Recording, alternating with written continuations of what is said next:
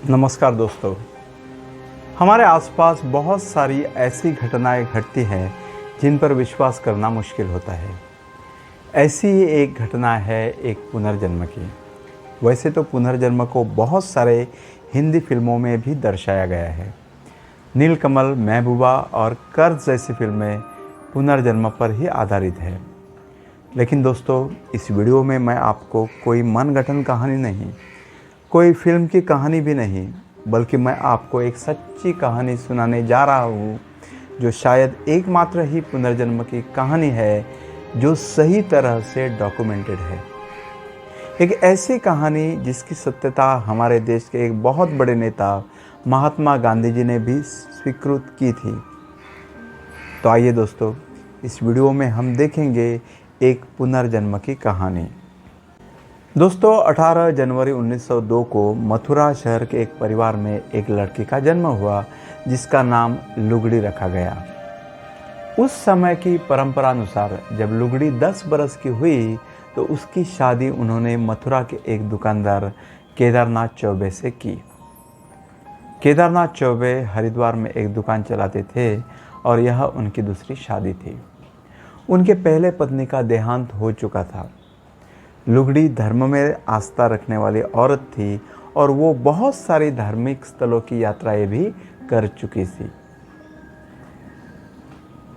दुर्भाग्यवश लुगड़ी का पहला बच्चा मृत पैदा हुआ, और वो भी सीजरियन के बाद। जब दूसरी बार वो प्रेग्नेंट रही तब उसके पति केदारनाथ उसे एक गवर्नमेंट हॉस्पिटल में लेकर गए। यहाँ उसने एक लड़के को जन्म दिया, लेकिन इस बार भी उसका सीजरियन करना पड़ा। सीजरियन के बाद कॉम्प्लिकेशंस और बढ़ी और 9 दिन के बाद लुगड़ी देवी का देहांत हो गया। दोस्तों, लुगड़ी देवी के मौत के ठीक 1 साल 10 महीने और 7 दिन के बाद 11 दिसंबर 1926 को दिल्ली के एक परिवार में एक लड़की का जन्म हुआ। इस लड़की का नाम शांति देवी रखा गया।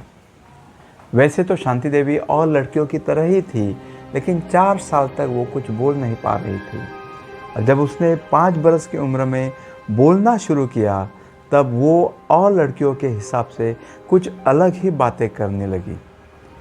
उसकी बातों में उसके पति और बच्चों का जिक्र आने लगा, जिससे उसके परिवारजन बहुत ही हैरान रह गए। एक दिन वो अचानक अपने पिताजी से बोली कि मथुरा में उनकी एक दुकान है, और इतना ही नहीं, वो एक लड़के की माँ भी है। शांति देवी के माता पिता ने इस हरकत को बच्चों वाली हरकत समझ के उसके ऊपर ज़्यादा ध्यान नहीं दिया।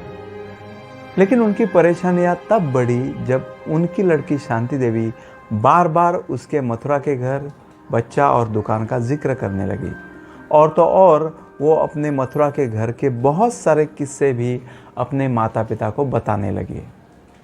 एक बार वो बोली कि मथुरा में वो अलग तरह की मिठाई खाना पसंद करती थी जो दिल्ली में नहीं मिलती। एक बार उसकी माँ उसको संवार रही थी तो अचानक वो बोली, जब वो मथुरा में थी उसके कपड़े पहनने का अंदाज यहाँ से बिल्कुल अलग था। शांति देवी के घर के सब लोग तब हैरान हो गए जब उसने बोला कि उसके पति का रंग गोरा है और उनके बाएं गाल पर एक तिल है और वो पढ़ने का चश्मा पहनते हैं। इतना ही नहीं, उसने यह भी कह डाला कि उनका दुकान द्वारकाधीश यानी श्री कृष्ण के मंदिर के सामने है। दोस्तों, शांति देवी ने अपने मौत के बारे में भी उनको सुनाया जब वो बच्चे को जन्म दे रही थी और मौत ने उसे घेर लिया था।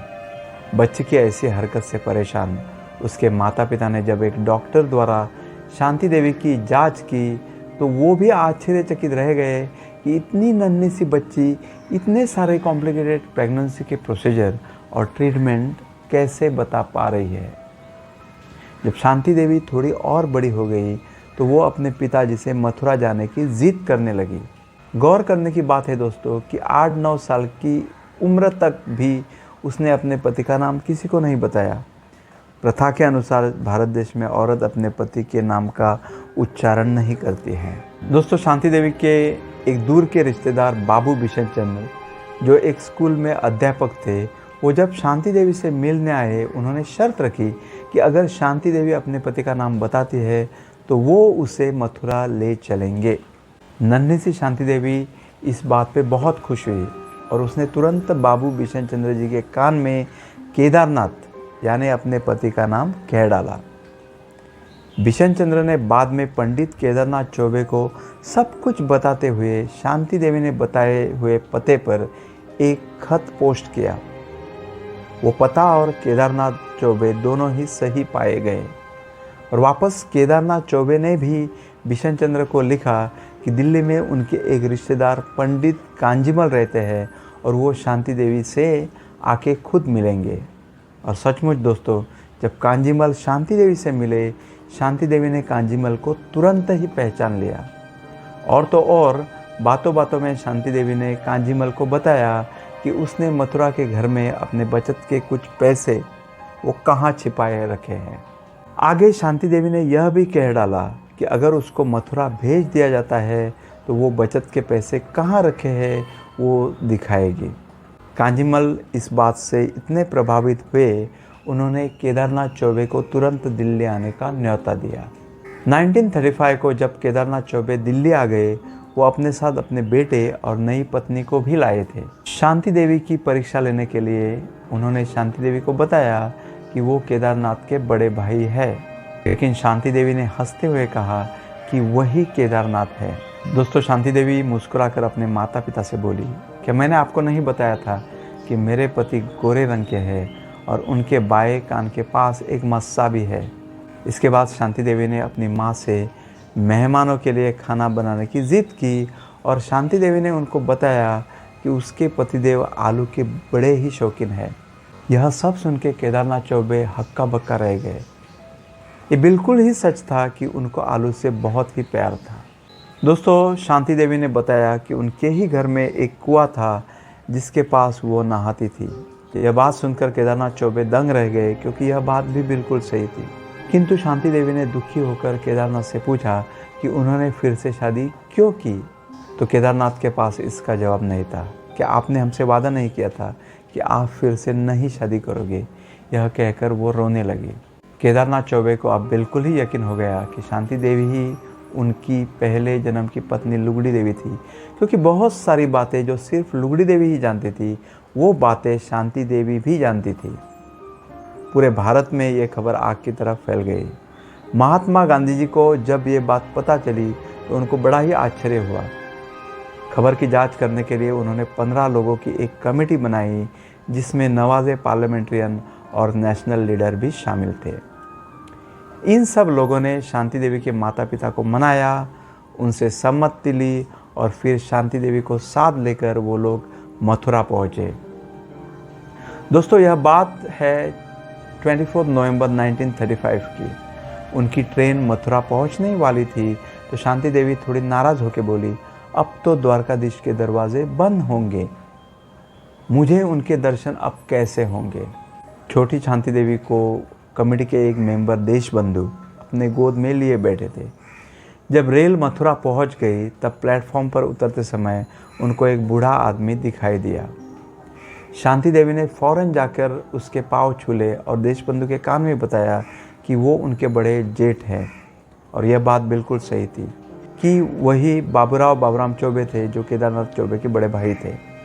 जब शांति देवी केदारनाथ चौबे के घर रास्ते जा रही थी तब उसने सड़क के आसपास की बहुत सारी चीज़ों को पहचान लिया।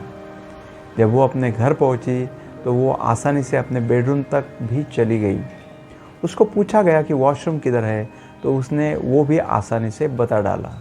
दोस्तों, जब एक टीम मेंबर ने शांति देवी से पूछा कि कटोरा का मतलब क्या होता है तो उसने बताया कि कटोरा का मतलब है पराठा। और हैरानी की बात यह थी कि मथुरा के सिर्फ चौबे फैमिली में ही पराठे को कटोरा बोलते थे। बाद में शांति देवी ने आग्रह किया कि उसको और एक घर जहां वो बरसों पहले अपने पति के साथ रहती थी वहां ले लिया जाए। इस सफ़र में कमेटी के एक मेंबर पंडित नेकीराम ने शांति देवी से आग्रह किया कि वो उनको वो कुआं दिखाए जिसका जिक्र उसने ट्रेन के सफ़र में किया था।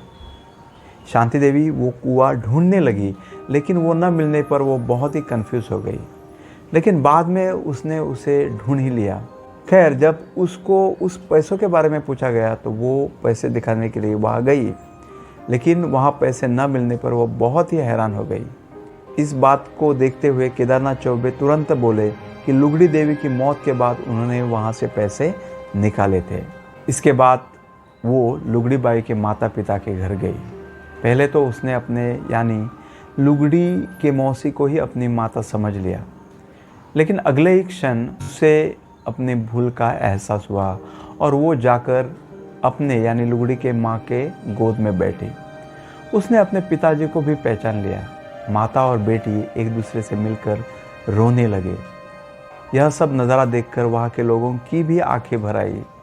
शांति देवी और बाकी के लोग द्वारकाधीश के मंदिर में भी गए और वहाँ का नज़ारा बिल्कुल वैसा ही पाया गया जैसा कि शांति देवी ने वर्णित किया था। दोस्तों, इस कमेटी की रिपोर्ट जब पब्लिश हुई तब पूरे विश्व में खलबली मच गई। बहुत सारे पहुँचे हुए आदमी, साइकोलॉजिस्ट और फिलोसोफर शांति देवी से मिलने के लिए आने लगे। कुछ क्रिटिक्स को उनकी बातें मनगढ़ंत भी लगी, लेकिन अधिकतर लोगों ने ये मान लिया कि शांति देवी ही पहले जन्म की लुगड़ी देवी है। लुगड़ी देवी के भाई ने यह भी बताया कि शांति देवी एक संपन्न परिवार से ताल्लुक़ रखती थी और उसने उन सारे औरतों को पहचान लिया जिनको कभी उसने उधार में पैसे दिए थे। यहाँ सबसे हैरान करने वाली बात है दोस्तों कि जब केदारनाथ चौबे ने शांति देवी से पूछा कि जब उनको हड्डी की बीमारी थी वो कैसे प्रेग्नेंट हो गई, तो शांति देवी ने वो सब प्रक्रिया बयान की कि उनके बीच कैसा इंटरकोर्स हुआ था और यह बात 100% सही पाई गई। दोस्तों, कई लोग पुनर्जन्म को काल्पनिक मानते हैं।